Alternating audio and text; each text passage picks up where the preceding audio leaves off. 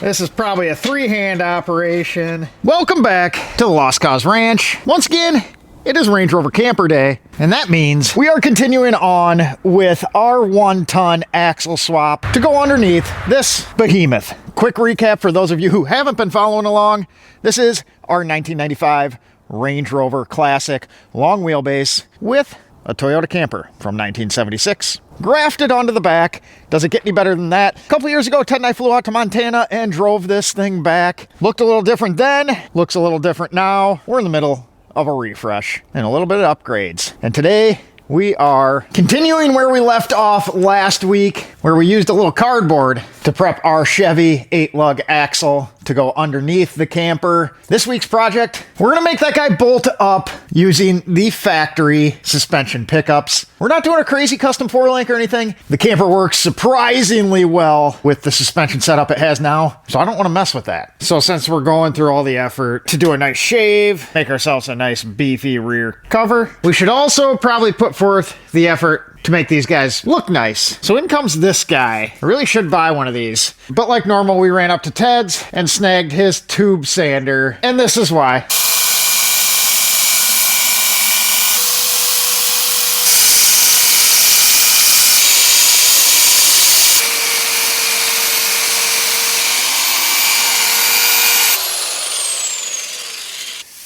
And that right there is exactly why we needed to grab that guy. And exactly why I probably need to grab one for myself. That made pretty quick work of getting this guy knocked down. Look at this side compared to this side. And that is just about 10 minutes worth of sanding on these 40-year-old axles. It's making quite the difference. And the reason why we're going and we're doing this when we get the factory Land Rover axles all jigged up to get all our mounts made up and welded onto the 1-ton axles, we are going to have a much cleaner surface and a much prettier surface to weld those brackets to. Everything will be in tip-top shape, ready to roll. So we're gonna do a little bit more sanding, trying to get some more pitting out of here, and we're obviously gonna have to do some filling from where some of those factory brackets were. That's a bit of a divot.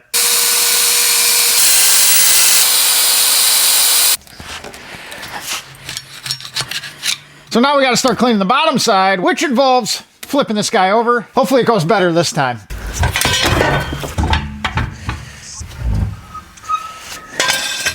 Pretty amazing how much better it turns with these guys smoothed out. Not as much to grab.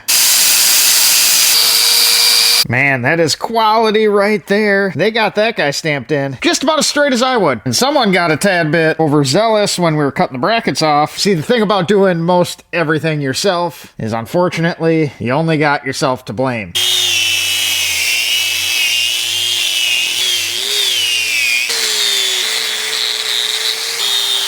Well, that created a frickin' mess.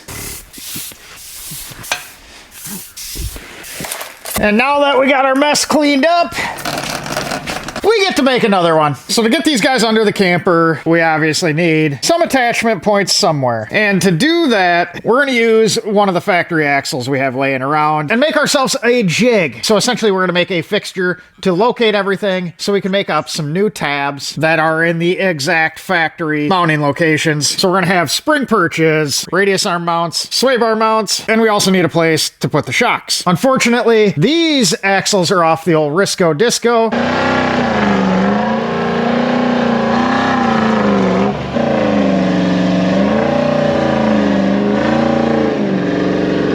Which, as you know, we pulled apart for that guy because the thing was pretty frickin' rusty. And now, once again, we have to deal with that rust problem. I can almost guarantee these guys aren't coming out without a ton of persuasion. Well, that was kind of cool. Need some safety squints. Stuff's kind of flying around. Just not holding a whole lot of faith in being able to do something with that.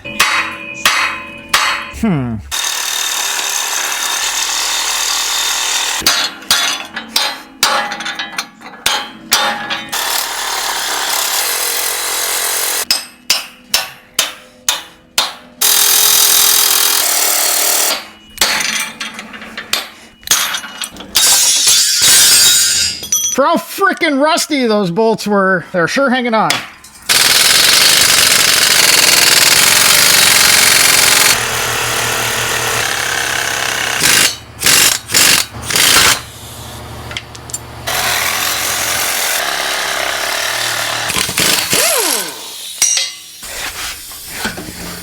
Well, that was loads of fun. I think the bushing may be shot. And in some unfortunate news, we still got another one to do. Well, this one's actually coming out. Still somewhat stuck in there, so we still need a little persuasion to get it out. We're just putting a little pressure on it as we spin it out. There we go. So for the shocks, we just need to get them out of the way. The old Risco Disco had something cobbled on there. We got tabs welded on instead of using the through bolt that the factory has. Along with it, must have had a dual shock set up at one point because we got more junk welded onto the bottom.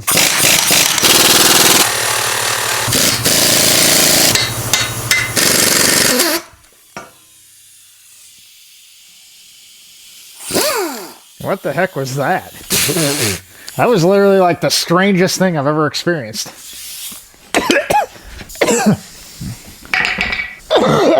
That's funky smelling. I don't even know where that came from. We're gonna shut this guy up too. All right, stuff like that right there makes a guy want to move south. There's not a whole lot out there that is more annoying than dealing with rust. And there was a bit of it here. Good news is we don't have to worry about getting these tabs cleaned off the brackets either side. The bottom is clear enough to make the jig in the correct location. And these brackets ultimately will be all going away on this set of axles. We're going to clean those guys up and go through them, and they'll be used for a different project because here at the ranch, leaves aren't just going to be for trees. All right, so now that we got everything we needed out of the way, we can take a couple measurements and start figuring out our jig. We're also probably gonna have to clean up our second mess of the video. I'm sure there'll be more.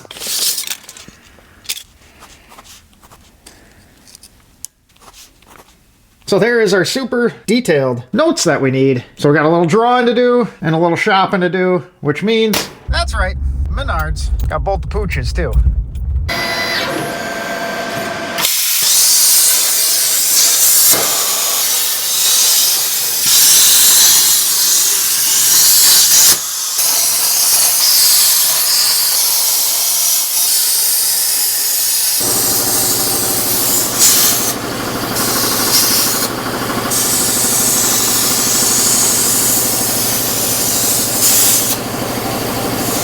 There is never a day where I'm sad about having to use this guy for a project. It just makes all this stuff so much more fun. I've mentioned it time and time again, but this sure beats the heck out of cutting stuff with this. So those guys are the start of our little fixture. Unfortunately, I didn't catch it on camera, but the torch head right there grabbed a part that tipped up while it was cutting. And these guys cut fine the way they were supposed to, but it moved the plate and offset everything just a little bit. That hole is supposed to be in the center, along with that guy.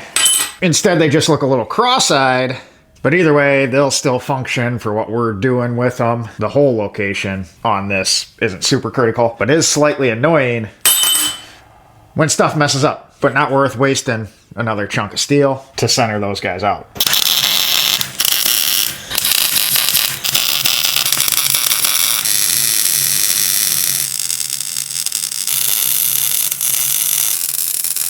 So you'll kind of have to follow along for the next couple minutes to see what I got going here.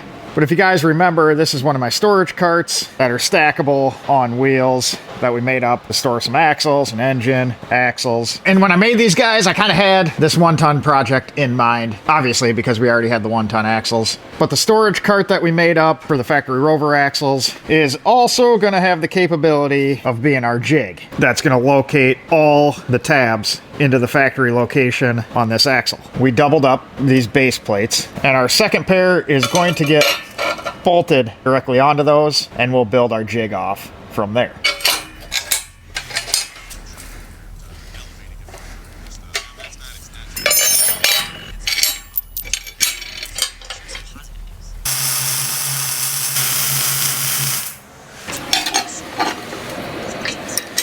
Now we just got to measure these guys. So it appears we are 2.5 inches in between there.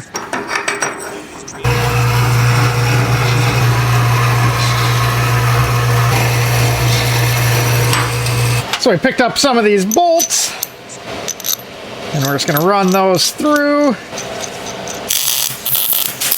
So these guys we just tacked together are going to be what we use to simulate our radius arm bushing Now that those guys are in place, we just have one thing left to do before we can go ahead and start welding all our location tabs on the jig. We need this axle to be centered, so that way when we set this guy in the jig, we can center this one up and all our tabs will be in the correct location. We are also going to make sure we locate the angle of our pinion flange so we can match it on that one. The nice thing about the factory Land Rover axle is we have our upper ball joint mount right here, and that guy is dead center on the axle. Makes this process pretty easy. 12 1/8.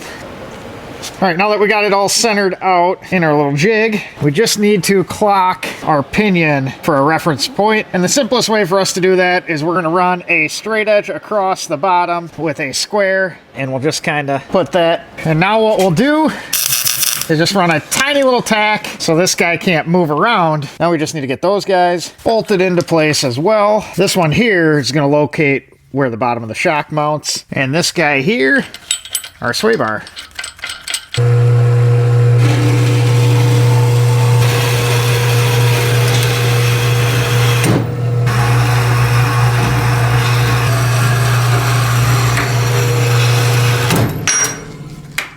Those guys will slide right there and right there.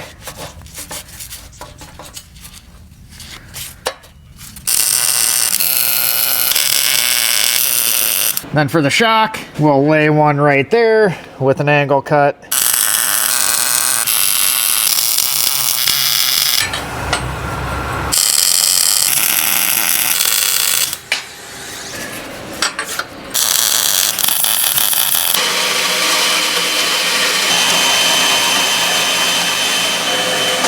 So those guys we just cut are some 1/4 inch, I guess this is 5/16 inch rod. I want to make sure I'm correct. But I'm going to use these guys and kind of triangulate some of these brackets together. So we'll go from this one to the sway bar, this one up to here, just so I don't knock anything out of place when I'm removing the axle from our little jig.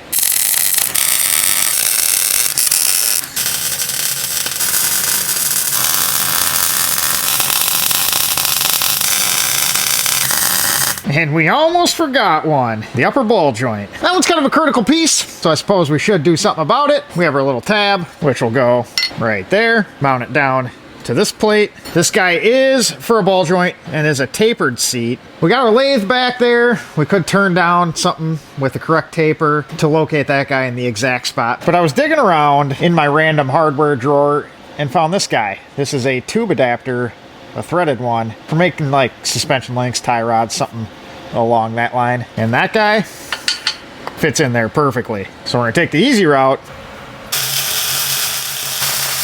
So obviously, with that guy attached there, we aren't quite able to lift this axle out of there. So we can get this one in, which is why we made this one bolt on.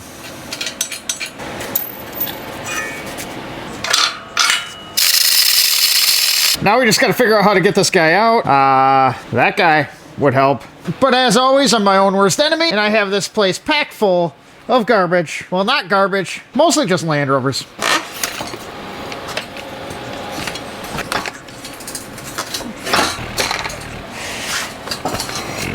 Close. This isn't gonna go well. All right, we have it to there. This whole deal is quite awkward. Need another jack stand. Got another jack stand. You see that? It's like I put it in the perfect frickin' spot. I was expecting a way worse outcome. Well, I'll be. So with that guy out of the way, we can take a better peek at what we got going on.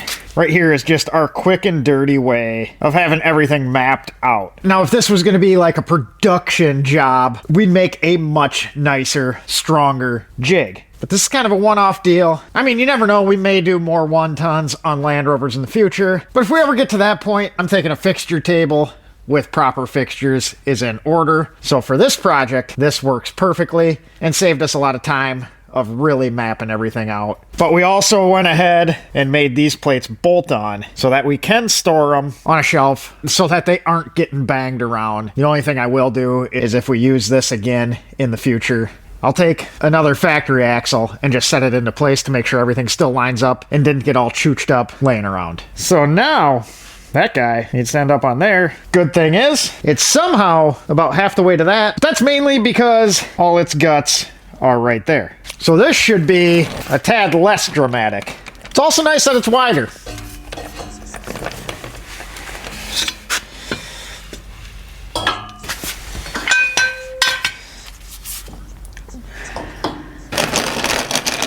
We need to get our tape measure and square out again and get this guy all centered up as well. So now that we have our little tab fixtures in place, we can center this guy out much easier than the last one and just measure from that to this outer flange. And that is 8.5 inches and 8.5 inches. So we're nice and centered and we don't have to work around the pumpkin and kind of float the tape measure. Square this guy up as well, which is going to be a tad more difficult because these tubes are so slick now. Let's get the welder. This is probably a three-hand operation, but like always, we'll make do. Well, that tack didn't stick, so that's nice. I'm a welder. Now we're cooking with oil. We just need to take some measurements, do a couple sketches with some paper so we can go inside on the computer and draw up our tabs. Then go back to that corner and cut them out. These guys are going to be pretty straightforward. A couple straight tabs with a brace underneath. This one's got a little bit of a compound angle, a little more work. Sway bar is straightforward as well. I am seeing an issue we're going to run into on one of them, but we'll get to that in just a second. You know, nothing can never just go straight as planned. All right, so we have a 3 3/8 diameter tube, and that is going to be a measurement that we need for all of our tabs. We'll use that to make the radius on these guys.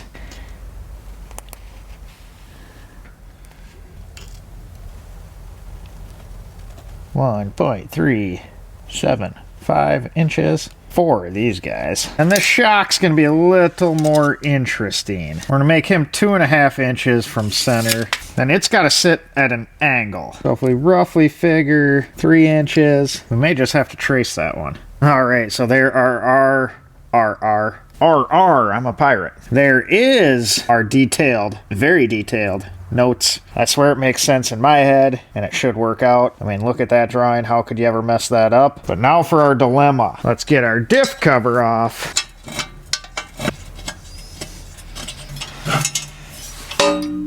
Hey, no fluid leaked out. All right, with that out of the way,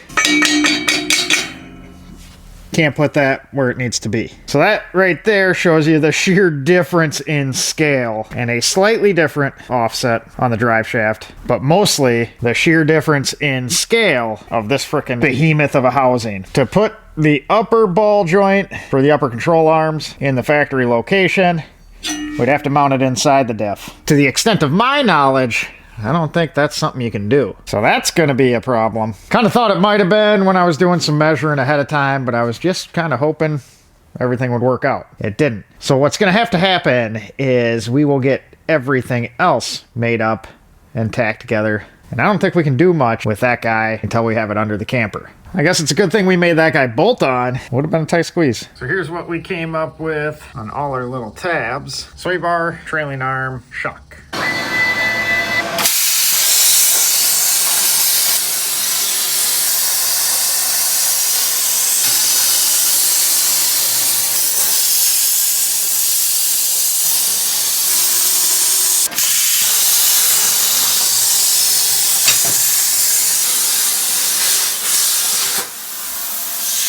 So there's all our tabs, all finished up and cut out. Now it's just going to be like putting a puzzle together. So those tabs for the radius arm actually turned out pretty nice. So it should work well. Got our plate for the top to stiffen everything up. These guys are made out of a nice solid 1/4 inch plate. Much beefier than this. So this whole setup's going to be a frickin' tank in comparison. We may even truss it. You know, this thing's going to see some hardcore rock crawling.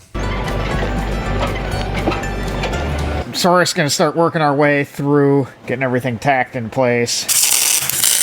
Now what's neat about this whole process is now that we did all the prep work and spent the time making the jig, all of this stuff here is going to come together super frickin' quick.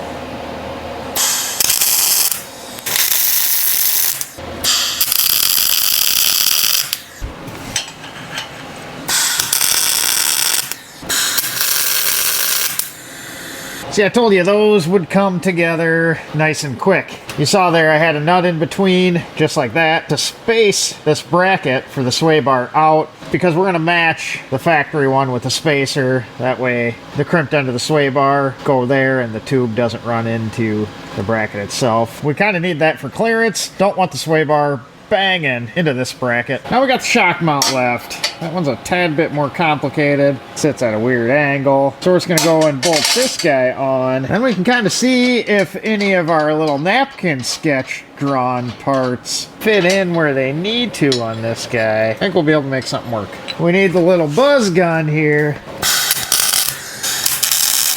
That guy's a little too long. This little guy's a lifesaver some days.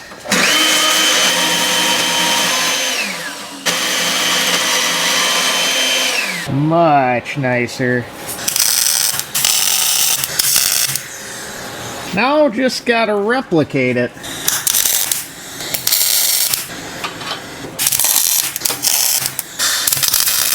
So that was only a few minutes worth of actually tacking and welding those guys on. It's kind of like painting a car. The 15 hours of prep work made the show side much easier. But let's get this guy off there so we can take a better look at what's going on. This is obviously going to have to get sorted out when we got it under the camper. And if you've been paying attention, you'll notice there's one other thing I missed. Let me know down below if you know what that is. That one's easy to lay out and also probably going to wait until it's under the camper because that one gives us the ability to play with the height a little bit. Now I'm kind of running out of room here. Not sure where I want to go with this. Yep. Gotta cut it off. Forgot I tacked it.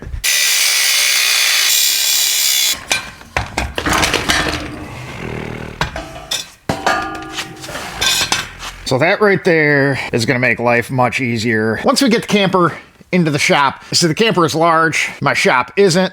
So we're trying to do this in the most efficient way possible. See, if we were to just strip this down and line everything up in the camper, with the way I roll, this would probably turn into a 2+ week project. But with our little axle jig that we made up, we're gonna be much more accurate and much quicker when this guy swings under the camper. And on top of that, we can see on the Risco Disco axles, we've had some repairs. Because if you do get yourself into some stupid situations and start banging stuff around, these little thin guys tend to fold a little bit. Now we got a nice beefy 1/4" bracket on everything here, including the shock mount. Shock mount is also gonna get a rear closure once we make sure everything fits. And for now, we are gonna leave all of this tacked up until we have it under the camper. That way we make sure we got our driveline angles and everything set up before we buzz it in. My luck, if we did that, we'd have to change it, and we'd have to do a lot of cutting. With that being said, appreciate you guys watching, appreciate you subscribing, and that is our little way that we're gonna get some 1-tons underneath that Range Rover Camper without having to 4-link it or anything crazy like that. I actually really like the suspension setup on D1s, Range Rover Classics, Defenders. So it's gonna be mighty nice to just be able to slide these guys right in. We do have some figuring to figure out on the upper ball joint. Maybe we'll have to get some cardboard CAD out again to make that happen. But that sounds like a future Joe problem. In some other news, you guys remember the millions of Volkswagen parts I bought? We got more to ship out, which that is a good thing to have these leaving for 2 reasons. Always nice to get a little bit more money, but mainly space and less stuff laying around. Because once again, I really stepped on it. As I always say, I'm my own worst enemy, and we just complicated life. More on that in the near future, though.